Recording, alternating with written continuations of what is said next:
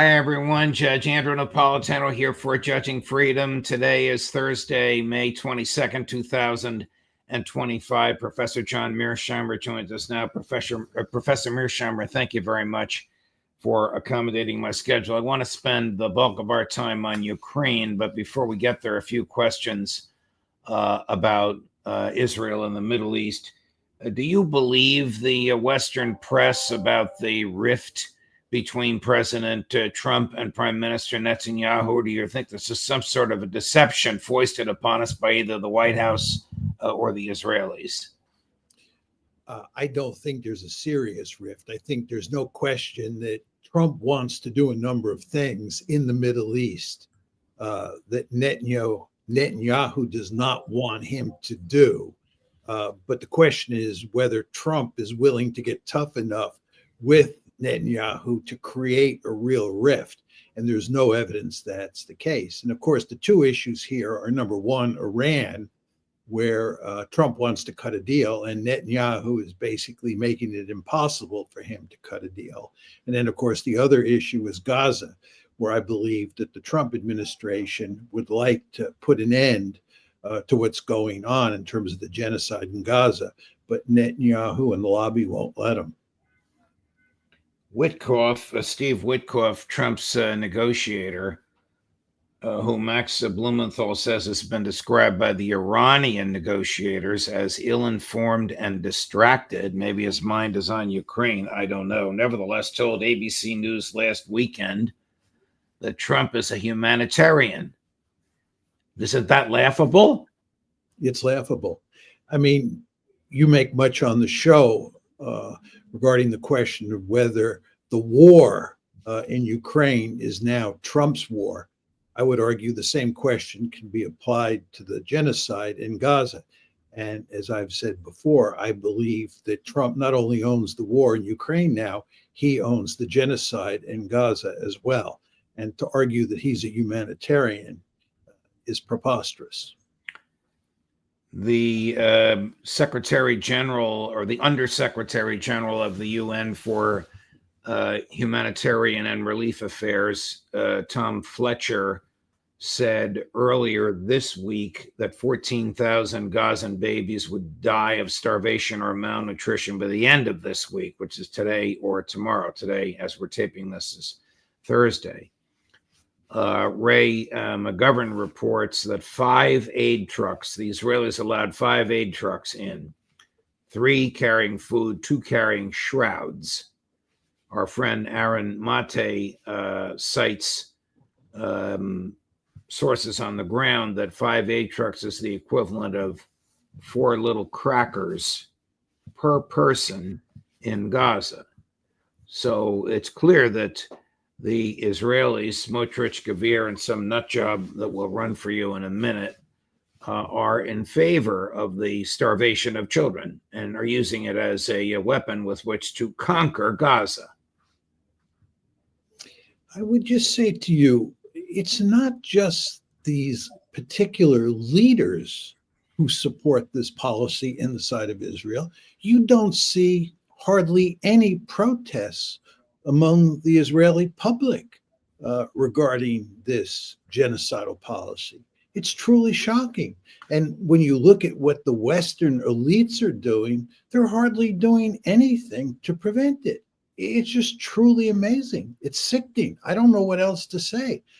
I didn't think anything like this would ever happen, but it is happening. All right, to turn your stomach a little bit, this is a former member of the Knesset and former member of Prime Minister Netanyahu's party, Chris Cutt, number 10. Every child in Gaza is the enemy. We are at war with the Gazan entity, the Gazan terror entity, which we ourselves established in Gaza, in Oslo, and in the disengagement. The disengagement that Prime Minister Netanyahu voted in favor of, that is the enemy now. Every such child to whom you are now giving milk in another 15 years will rape your daughters and slaughter your children. We need to conquer Gaza and settle it. And not a single Gazan child should remain there. Let's stop telling ourselves this deception just to score points in this game between pro-Bibi and anti-Bibi. This isn't about left or right, it's about winning this war, and it's about justice. When will we learn? When will we learn? You're saying that this attitude is prevalent amongst the Israeli public.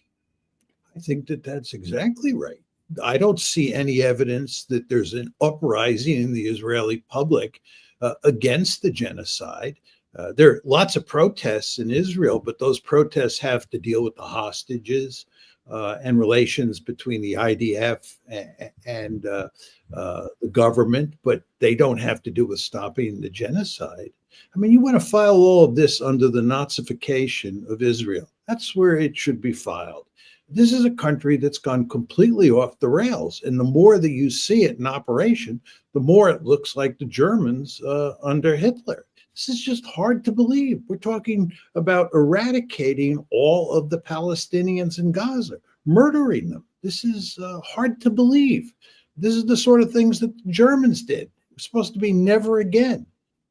I don't see any evidence that people in Israel believe in the principle of never again, certainly when it applies to the Palestinians. And people in the West are hardly lifting a finger. This is a categorically reprehensible situation. Steve Witkoff, of whom we spoke a few minutes ago, after his first negotiation with the Iranians, left them with the impression that a significant amount of enriched uranium would be in the deal, and they were surprised and ecstatic. And then, of course, he moved the goalposts and now reduced that number down to zero. Where are they going to go with these negotiations? Whether he's distracted, whether he's ill-informed, he's now taking orders from the Zionists around Trump, of which he's one, and moved the goalposts. Never mind the 3.2, it's now zero. Yeah, I mean, I think Witkoff initially allowed, in his initial statements, he allowed for Iran to have an enrichment capability because Witkoff, who is a smart man, understands that that's the only way you're going to get a deal. The problem is that Israel and the lobby and the far right inside the national security establishment in this country, in the United States, don't accept that. They think that Iran cannot have any enrichment capability. And the lobby, of course, is enormously powerful. And the message was sent to Trump as well as to Witkoff that that Iran could not have nuclear enrichment. And he was forced to do a 180-degree turn, which he has done. And what that means is you're not going to get an agreement if we stick to that position, if Witkoff sticks to that position, because Iran has insisted that it has to be able to keep some enrichment capability. The American who negotiated directly with Hamas for the release of the IDF young man from New Jersey, the young man's name is Eden Alexander. I forget the American's name. His first name is Adam, not Hochstein. It's another Adam. Said when was being criticized by the Netanyahu regime, we don't need Israel's permission to engage in any negotiations. And then he was silenced. The negotiations succeeded. The boy is free. They had an opportunity to free him in March. Netanyahu blocked it. This one freed in May, couldn't block. But this fellow who did the negotiation, not Witkoff, was silenced. I'm going to guess you're not surprised. No, of course not. By the way, there's stories in the media that Witkoff got that person released. Witkoff played the key role in getting that Israeli American released. But the quid pro quo was that Witkoff had promised Hamas that it would produce a ceasefire. And that's why Hamas released this Israeli American prisoner. And of course, once he was released, the Israelis and the Americans welched on the deal.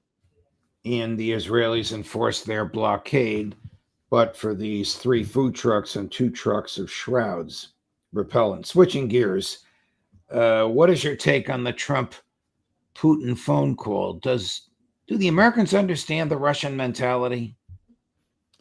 Well, I don't know if it really is necessary to understand the Russian mentality.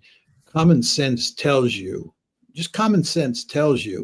that if the Russians are winning on the battlefield, And a ceasefire will give the Ukrainians an opportunity to regroup and improve their position on the battlefield.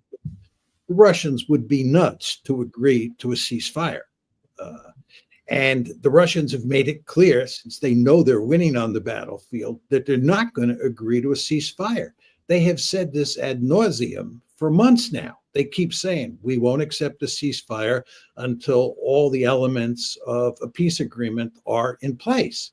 But we refuse to listen to them. And the end result is that we continue to demand ceasefire, and they continue to say no ceasefire. My sense is that after Monday's conversation between Putin and Trump, that Trump now understands, and the Americans now understand, that calling for a ceasefire is fruitless, and that we really have no place to go at this point in time. How close is Ukraine to the end game here? Pardon me. It's very hard to say. There's no question when you look at what's happening on the battlefield that every week the situation deteriorates. And the Ukrainians surely know that at some point in time, all that weaponry and all that money that is in the Biden pipeline is going to evaporate. And Trump has made it clear that he's not going to go back to Congress and do what Biden did before him. So not only are the Ukrainians going to continue to lose, even with that Biden largesse, at some point it's going to run out and the situation's going to deteriorate further. It's hard to imagine the Ukrainians hanging on until the end of this year. Why is Ukraine the West's fault? Why is Ukraine the West's fault? It's very simple. The Russians made it clear when we first announced that Ukraine was going to become a member of NATO in April 2008, that they viewed this as an existential threat. To use Bill Burns' terminology, he was then the U.S. ambassador to Moscow. This was the brightest of red lines for Moscow. Putin told us in April 2008 that he would wreck Ukraine before he would let it come into NATO. Nevertheless, the West, and here we're talking mainly about the United States, continued to push forward to bring Ukraine into NATO. In February 2014, a crisis broke out. And what did the United States do? It simply doubled down. Our basic view was we could shove NATO expansion down the Russians' throat. That's NATO expansion into Ukraine, just as we had shoved NATO expansion down their throat in 1999 and in 2004. But Putin made it clear that this was a bridge too far. We refused to accept their position, and we continued to push hard. And in February of 2022, the war that is now taking place broke out. Therefore, we are principally responsible because we pushed NATO expansion into Ukraine, which is the major cause of this war. To what end did we push NATO expansion into Ukraine? Well, we thought we could get away with it, and we wanted to create a NATO that covered all of Europe right up to Russia's border. We had gotten away with it. The 2004 expansion included the Baltic states.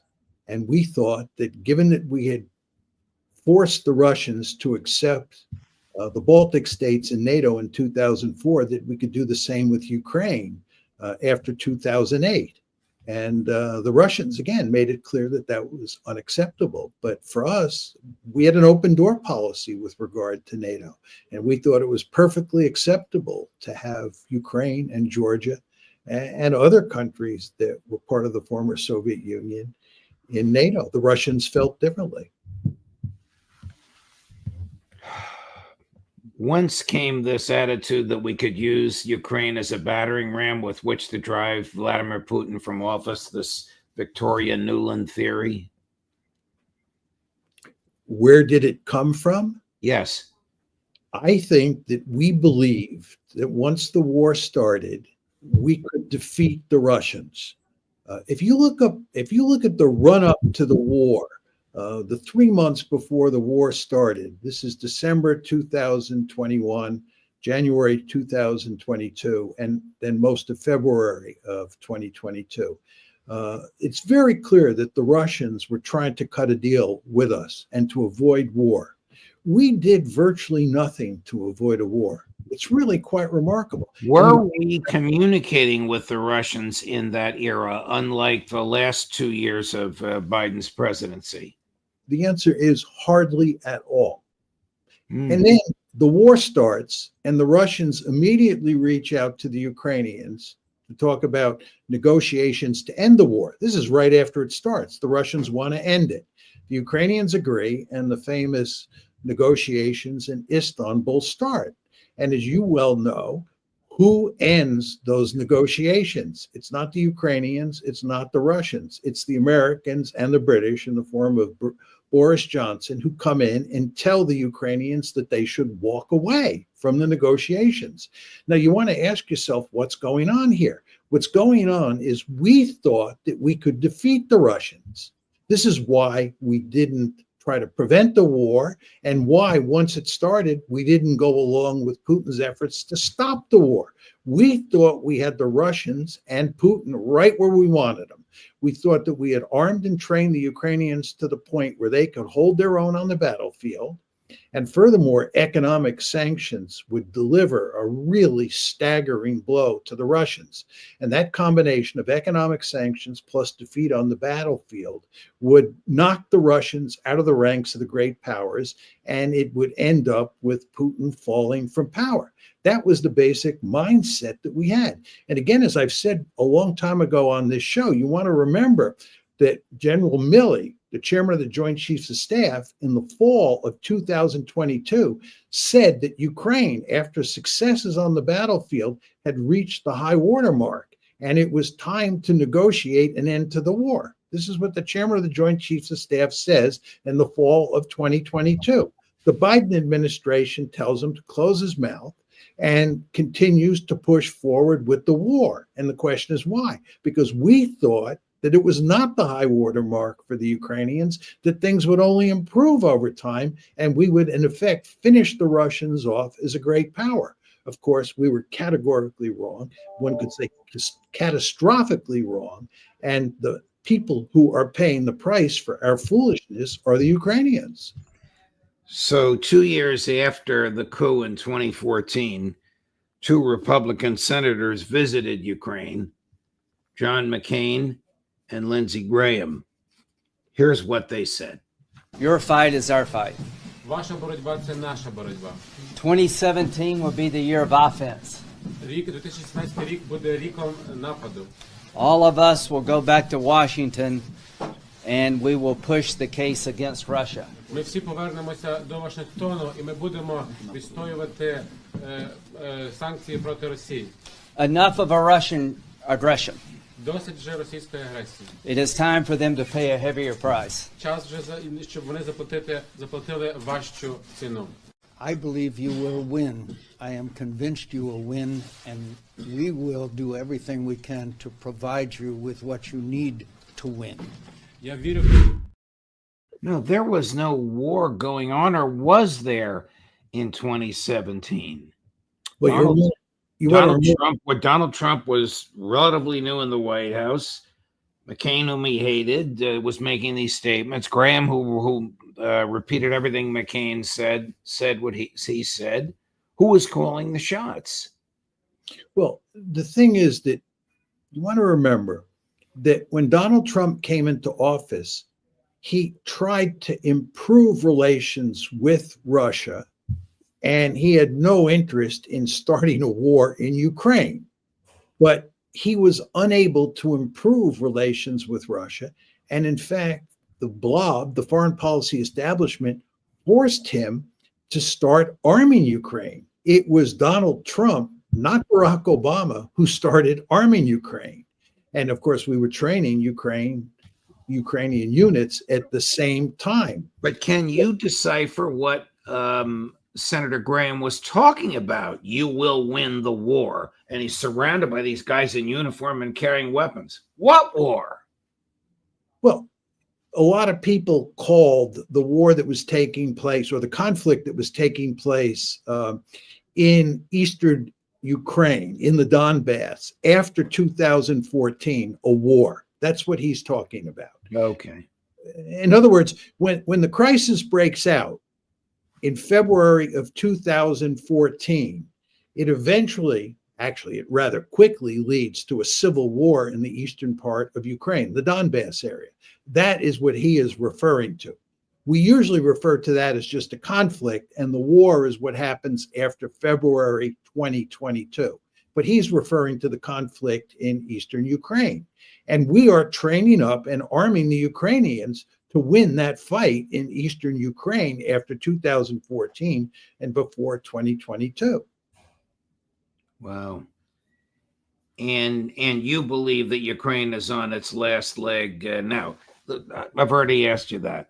Where are negotiations going to go between the United States and Russia? The Kremlin must be laughing at us.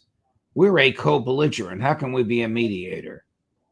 Well, the negotiations are going to go nowhere.